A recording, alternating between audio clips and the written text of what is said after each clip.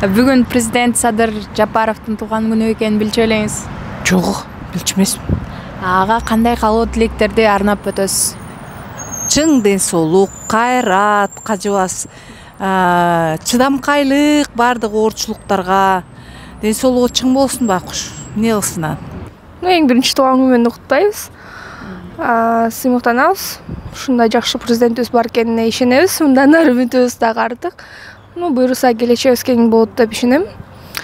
Эң биринчи ден соолук да болсун, ишине ийгилик, эң мыкты деген ажоо атка татыктуу президенттерден болсун. Ден соолугу чың болсун, элдин экономикасын көтөрсүн, шаарыбыз жакшы өнүп өссүн. Жаштар билимдүү болуп, дагы президентке жардам берип, ушу республикабызды көтөргөнгө жардам берсин. Өмүр узун болсун, оорубасын, көп жашасын, Кыргызстан өнүктүрсүн. Эми башкача айтканда реформа керек биздин мамлекетке. Реформа кылыш керек. Башка мурдагы система менен эле келатабыз. Ошо жаш кадрлар менен иштесе деген ойдомун да. Кандай каалоо тилектебиз?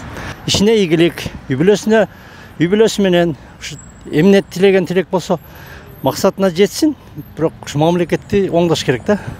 Президенти Садыр Нуркожоевичке ден соолук каалайм. Айтып атпайбы, ден соолук болсо баардыгы болот депчи. Өлкөбүздүн башчысы болгондон кийин ден соолугу болсо өлкөгө керектүү жакшы нерселер жасайт деп ойлойм.